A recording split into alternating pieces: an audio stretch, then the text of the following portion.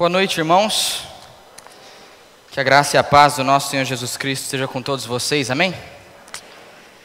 Bom, integridade e ética cristã são duas coisas que a princípio eu achava que eram duas coisas completamente diferentes, que andavam completamente independentes uma em relação à outra.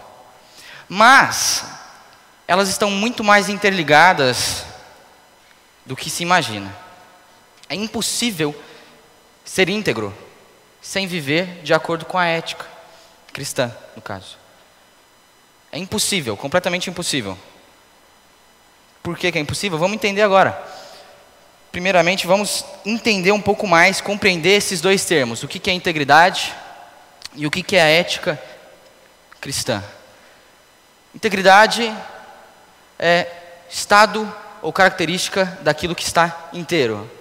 Aí você fala, vá, não é mesmo? Poxa, integridade é a qualidade do íntegro. Poxa, está meio óbvio. Mas a definição dicionária é exatamente essa. É estado ou característica daquilo que está inteiro, que não sofreu qualquer diminuição. Qualidade de quem é honesto ou incorruptível. Isso já mais levando para o lado de integridade com relação a uma pessoa, não é? Então, integridade ela nos dá uma ideia, na realidade, de uma plenitude, de ser 100%. Essa que é a ideia de integridade. É você ser o máximo que você pode ser, né? Quando falamos de relacionado ao que nós temos trabalhado esse mês, integridade é viver uma vida de retidão, uma vida de piedade. Isso que é ser íntegro, né? Uma pessoa honesta, uma pessoa de quem você não tem nada a dizer. Não uma pessoa que não peca, mas assim uma pessoa que quando ela erra, ela reconhece que errou, né? É isso que é uma pessoa íntegra. Então podemos definir integridade dessa forma. Uma pessoa íntegra é uma pessoa que agrega um conjunto de qualidades que afetam diretamente o seu caráter para um lado bom, né? Então é isso que é integridade. E agora o que é ética cristã? Primeiramente, o que é ética, né?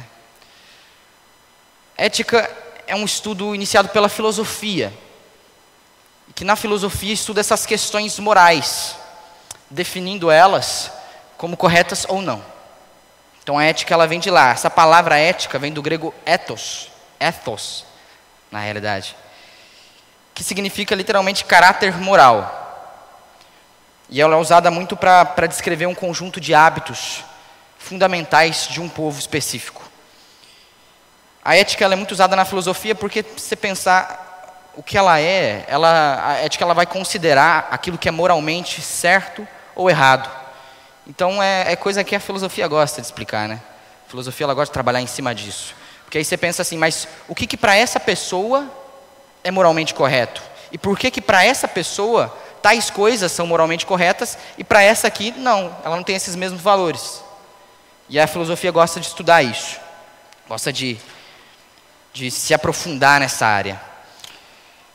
Agora, quando falamos de ética cristã, tem um autor muito legal chamado Norman Geisler, que ele define de uma forma muito maneira, assim, ética e já aplica para a ética cristã, que é, enquanto a ética considera o que é moralmente certo ou errado, isso que a ética faz, a ética cristã considera o que é moralmente certo ou errado para o cristão. Simples assim. Então, no campo da ética, nós temos uma série de visões, pontos de vista. Certa pessoa ela tem um ponto de vista X, né? Ela acredita que não há necessidade de se esperar até o casamento, por exemplo. É um princípio ético de uma pessoa. Agora, na ética cristã, já não é assim. Porque os nossos fundamentos, o fundamento para as nossas decisões éticas é outro. Por isso que acaba tendo uma série de pontos de vista quanto à ética cristã. Então nós podemos dizer então que a ética, ela é são óculos. É uma cosmovisão. Então nós podemos dizer que é uma lente. É um par de óculos que você coloca, não sei se é par de óculos que fala. Eu acho que é, né? Par de óculos é um óculos, então vai ser um óculos, tá? Você vai um óculos que você põe aqui na cara e você enxerga o mundo dessa forma. Você vai analisar as questões mais cotidianas da sua vida a partir desses óculos. É assim que você vai olhar. E é assim que a gente vai definir ética hoje. E aí também um grande problema é que nós temos, atualmente, tem crescido muito isso, né, de uma visão ética, na qual a ética, o fundamento dessa decisão, das decisões éticas, é a própria pessoa. Só que isso não faz sentido, porque como que você poderá definir aquilo que é moralmente correto para você mesmo? Aí não se estabelece um padrão, porque aí você tem uma série de aberturas, né, para dizer que a cultura ela vai definir o que é moralmente correto ou não. Isso para mim é muito familiar, né? Muito familiar, dizer que, mas antigamente isso era errado, hoje não é mais errado. Qual que é o fundamento ético? Então, quando você não utiliza, quando a sua ética ela não é cristã, ela não é fundamentada onde ela deveria estar, que é na palavra de Deus, você tem abertura para essas coisas, para dizer que, porque eles estão naquele local específico, aquilo se torna moralmente correto. Mas não é bem assim. Por quê? Porque a ética cristã ela tem alguns princípios. E eu queria apresentar duas ponderações, eu queria fazer duas ponderações agora que a gente tem que ter sobre a ética cristã, para entender a ética cristã, né? Então a primeira é que a ética cristã, ela se baseia na vontade de Deus. Então o fundamento para as decisões éticas de um cristão estão embasados completamente na palavra, na Bíblia. E, eu acho que eu li errado, né? É na vontade de Deus que eu quis dizer ali. Mas, como assim isso? As nossas decisões éticas, elas devem se basear naquilo que Deus quer para nós. Porque Deus, em algum momento, Ele dá uma lei para nós, ele nos mostra a sua vontade. E as nossas decisões éticas, elas se baseiam assim. A decisão ética de um cristão se baseia na vontade dele. E aí, que nós temos o nosso segundo princípio, que então, por ela se basear na vontade de Deus, ela é absoluta. Porque a vontade de Deus não muda. A vontade de Deus, ela não muda. Deus com o tempo, Ele não fala assim, poxa, isso aqui, com o decorrer dos séculos, se tornou moralmente correto. Não. A moral, o nosso parâmetro de moralidade é encontrado em Deus. É refletido diretamente no caráter moral desse Deus. Por isso que essa ética ela é absoluta. Ou seja, a moral, aquilo que é moralmente certo ou errado, não é uma coisa que vai variar de acordo com décadas, séculos. É absoluto. É o mesmo sempre. Porque Deus é o mesmo sempre. Não tem como mudar. A ética cristã, ela é absoluta. Agora então que nós entendemos a ética cristã um pouquinho mais e a integridade, eu gostaria de fazer uma pergunta. Como ser um cristão integralmente ético? Você deve fazer essa pergunta para você mesmo. Como que eu vou ser um cristão, então, integralmente ético? Um cristão que vive a plenitude da ética. Que vive a ética como um todo. Um cristão que vive integralmente a ética. Então nós encontramos a resposta para essa pergunta no texto de 1 Coríntios 6,12. Abre a sua Bíblia lá em 1 Coríntios 6,12. O texto será projetado.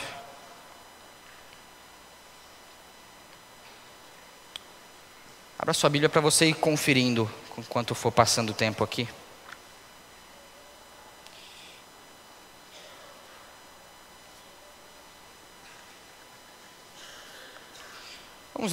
Vamos ler todos juntos esse texto?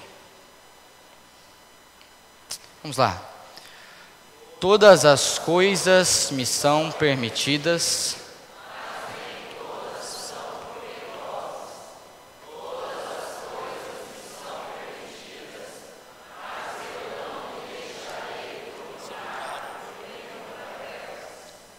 Amém. Esse texto se encontra na carta de Paulo aos Coríntios, né? E essa carta, ela é escrita para a igreja lá em Corinto, que é uma cidade na Grécia Antiga. A cidade de Corinto é uma cidade muito interessante, porque é uma cidade muito próspera, comercialmente, Só que ela é muito imoral. É uma cidade extremamente imoral, a cidade de Corinto. Ela ficava numa região ali na Grécia, onde você tem uma... A Grécia, ela meio que faz... Ela cria ali para ela um golfo, digamos assim, né? E a cidade de Corinto, ela, hoje em dia, ela tem uma conexão dentro dela que liga esse golfo interno da Grécia com o restante do mar Mediterrâneo ali, o Golfo Egeu, o Mar Egeu. Mas naquela época ela não tinha, mas por essa localização ela tinha porto dos dois lados, tanto para o restante do Mediterrâneo, quanto para a parte interna da Grécia. E ali era um ponto, assim, era de lei. Você está navegando, você passa por ali. Os romanos, que a Itália fica logo do lado, eles obrigatoriamente passavam pela cidade de Corinto. E muita gente, era uma cidade muito grande, movimentada. Muita gente passava por lá, por isso que tinha uma grande mistura de raças, né, ali. E tinha gente de tudo quanto é tipo, vendendo, comprando coisas, se relacionando. Tinha judeu, tinha grego, tinha sírio, asiático, egípcio, tinha todo tipo de gente lá naquela cidade. Justamente por causa dessa facilidade de comércio, né, uma cidade grande. E aí, por causa dessa confusão de raças, acaba dando essa característica imoral para a cidade de Corinto. Há uma definição para essa cidade, que ela é muito chamada de uma cidade cosmopolita, que é usado comumente para cidades grandes, mas cosmopolita é a junção de duas palavras, cosmo e polis, que seria cidadão do mundo. Como assim? Era uma cidade que ela se adaptava a todas as partes do mundo, assim. Então qualquer um que chegasse lá com os seus princípios fazia o que bem entendia. Você chega lá, na minha terra normalmente é assim, eu faço isso aqui e vai, né? E dá até para imaginar as coisas que deveriam acontecer lá, porque a gente pensa já essa realidade de uma cidade onde as pessoas passam pouco tempo, né? Marujos, navegadores, aquele povo que não tem muitos princípios morais. Tem uma família em casa, mas está viajando, fica um tempo fora. E aí a cidade em si, ela acabou tendo essa péssima fama. Então a gente pode definir a cidade de Corinto como uma cidade importante, que era intelectualmente ativa por causa da influência grega ali na Grécia, né? Materialmente próspera, porque por causa das navegações, por causa do porto ali, o comércio era extremamente próspero, só que moralmente corrupta. Extremamente corrupta. E a gente consegue ter uma ideia do nível dos coríntios a partir dos versículos anteriores a esse que a gente leu no 6:12, lá no 6, 9 e 11, que é esse texto gigante que eu vou ler, que diz o seguinte: não sabeis que os injustos não herdarão o reino de Deus? Não vos enganeis, nem imorais, nem idólatras, nem adúlteros, nem os que se submetem a práticas homossexuais e nem os que as procuram, nem ladrões, nem avarentos, nem bêbados, nem caluniadores, nem os que cometem fraudes herdarão o reino de Deus. Alguns de vós éreis assim, mas fostes lavados, santificados e justificados em nome do Senhor Jesus Cristo e no Espírito do nosso Deus. Então aqui ele mostra mais ou menos as coisas que eles faziam. Ele cita uma série de coisas e ele fala assim: alguns de vocês faziam exatamente essas coisas. Alguns de vocês tinham essas práticas. Por isso que em toda a carta de Paulo aos Coríntios ele vai tratar de questões pontuais. Ele vai falar coisas diretas para eles que ele ouvia falar, chegavam aos ouvidos de Paulo. E ele ficava cabreiro. Nossa, cara. Logo no início acho que é do capítulo 5, tem um caso de um cara que ele tinha relações com a mãe, com a sogra, não, com a esposa do pai, a madrasta, é quase mãe, mas com a esposa do pai. E aí ele fala que é tanta imoralidade que não se vê isso nem no meio dos gentios. Ou seja, nem lá em Corinto isso era comum. Era uma imoralidade muito grande no meio da igreja por conta desse habitat. Por conta desse habitat, a igreja ela tinha umas práticas muito absurdas. Em nossos dias, a gente também vive uma realidade parecida com a de Corinto. Porque o mundo hoje ele é revirado, né? Completamente revirado. Os princípios morais são completamente virados. Completamente. Então nós somos pessoas, nós somos uma igreja, que vive diariamente nesse mundo, um mundo completamente virado, onde certo é errado e errado não é certo, e tudo se mistura, né? E onde os padrões cristãos, eles estão sendo extremamente questionados.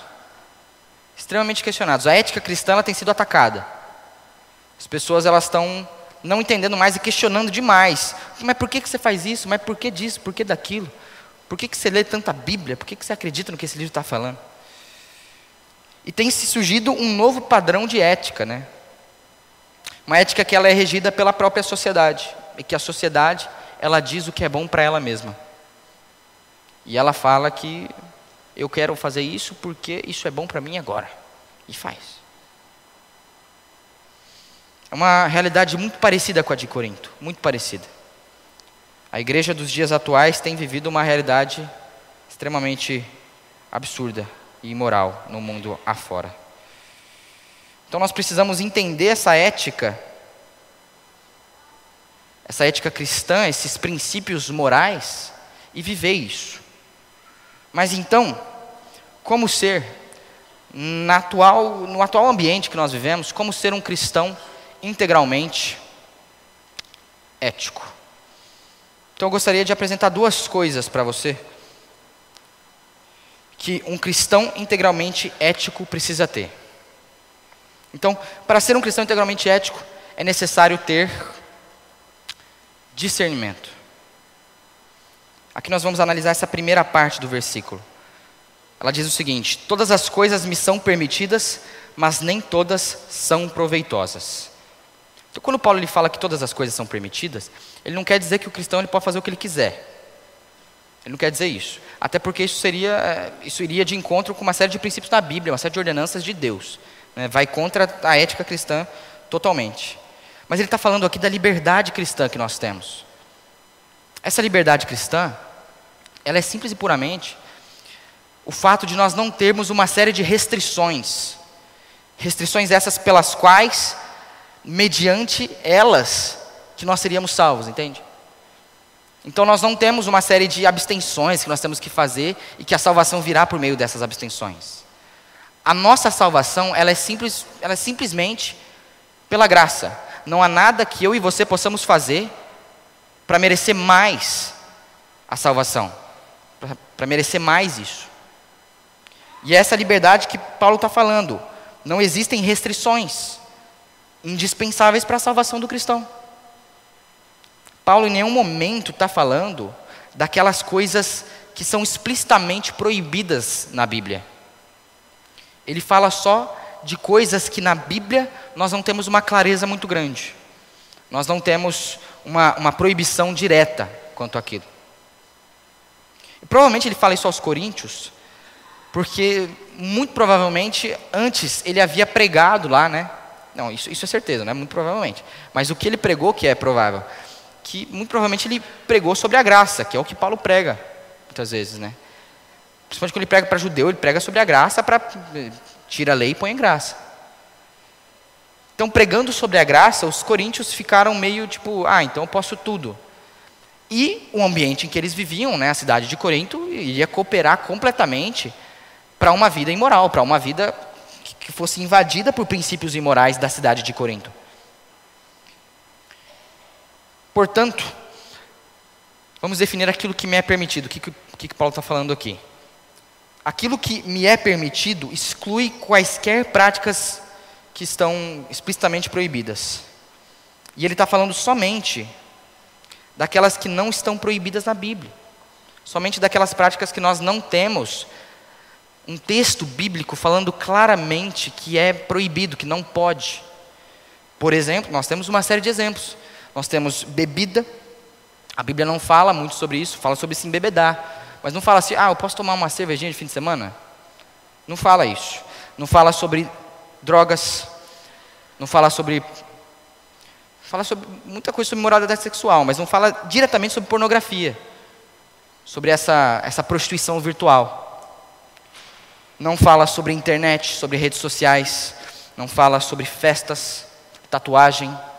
Uma série de assuntos que a Bíblia ela não vai tratar, porque são assuntos que estão no nosso cotidiano. Assuntos que estão na pós-modernidade. Não existiam naquela época. É desse tipo de coisa que Paulo está falando. Mas então você deve estar se perguntando, por que é necessário ter discernimento? Por que para ser um cristão integralmente ético é necessário ter discernimento?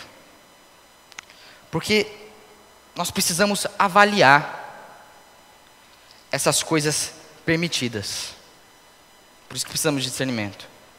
Porque nem todas essas coisas são proveitosas, como diz o versículo. Essa palavra usada para proveitosas, ela significa diretamente uma coisa assim que reúne, né? Trazer para si, dar lucro, assim, um negócio de ter algum benefício, de agregar. Então a ideia aqui é que você deve analisar, você deve avaliar se essas coisas que são permitidas e que você tem se proposto a fazer, ou que você já faz, já fazia antes, há muito tempo atrás, se essas coisas elas são edificantes, se elas trazem algum benefício. Nós precisamos ter discernimento para avaliar essas coisas, para ser sinceros com a gente mesmo, para saber se aquilo realmente tem edificado a minha vida, a vida do meu irmão, se não tem feito o meu irmão pecar, porque muitas vezes tem isso também. Tem vezes que você fala assim, não, mas o que tem a ver o meu irmão comigo? Eu estou fazendo, ele está na dele. Mas se você faz o seu irmão pecar, você está pecando. Porque você não deve ser pedra de tropeço para ninguém. Por isso que é necessário o discernimento. Nós precisamos olhar muito bem para todas as coisas que nós fazemos, colocar os óculos da ética cristã, analisar aquilo que nós estamos fazendo e ver, isso é proveitoso? Isso está dando algum lucro? É edificante? Constrói algo ou não? Então nós precisamos desse discernimento para avaliar esses nossos propósitos pessoais, avaliar essas coisas que nós já temos feito. E nós também precisamos de domínio. Nós precisamos ter domínio próprio. A segunda parte do versículo vai dizer o seguinte: todas as coisas me são permitidas, mas eu não me deixarei dominar por nenhuma delas. Isso que a segunda parte diz. Ela tem um começo idêntico à primeira parte, né? Todas as coisas me são permitidas. Mas o final é bem diferente: eu não me deixarei dominar. Tem um autor, o nome dele é Thomas Charles Edwards.